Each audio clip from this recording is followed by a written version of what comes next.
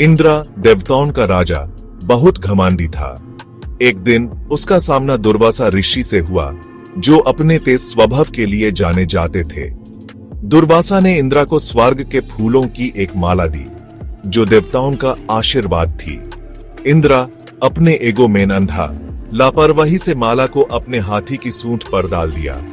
हाथी अजीब सी खुशबू से परेशान होकर माला को जमीन पर फेंक दिया, जिसे दुर्वासा गुस्से से भर गए। दुर्वासा ने इंद्र और देवताओं को श्राप दिया कि वे अपनी शक्ति, ऊर्जा और समृद्धि को देंगे। इस श्राप ने स्वर्ग और पृथ्वी को अंध कर में डुबा दिया। देवता कमजोर और निराश होकर भगवान विष्णु से मदद मांगने गए। विष्णु वेल विशर ने देवताओं की व्यथा को दया से सुना।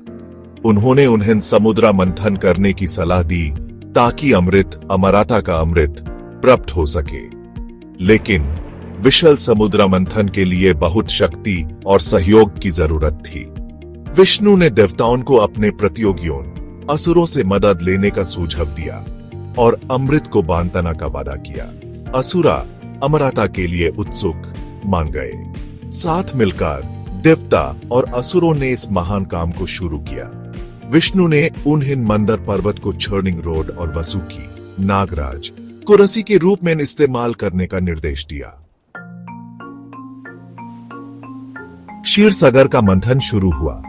देवता और असुरों ने वसुकी को खींचा, जिससे पर्वत घूमने लगा और समुद्र तेजी से चौड़ होने लगा। जैसे जैसे समुद्र चौड़ होता गया, उसे कई आश्चर्य और खतरे पैदा हुए। जहरीला धुआं निकला, जो दुनिया को निगलने की धमकी दे रहा था। भगवान शिव ने हस्तक्षेप किया, जहर को पी लिया और सभी प्राणियों को बचाया। समुद्र की गहराइयों से 14 अनमोल खजाने निकले। इनमें लक्ष्मी, धन की देवी, कमधेनु, इच्छा पूर्ति करने वाली गाय, उच्चाई श्रवास, दिव्या घोड़ा और कई अन्य शामिल थे।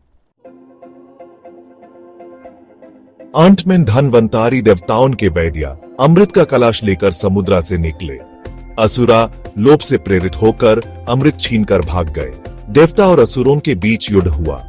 विष्णु ने अपनी बुद्धि से मोहिनी, एक अप्सरा का रूप धारा और असुरों को अमृत देने के लिए छल से राजी किया। मोहिनी ने देवताओं में अमृत बांध दिया, जिसे उनकी शक्ति और अमरता लौट आई। असुरा अपने इनाम से वंचित हार गए और पतल लोक में वापस चले गए। समुद्र मंथन हमें अभिमान और लोभ के परिणामों के बारे में सिखाता है।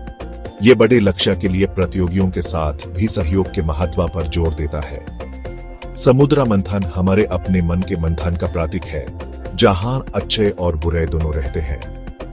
यह हमें ज्ञान के अमृत की खोज करने और जीवन में संतुलन बनाने के लिए प्रेरित करता है।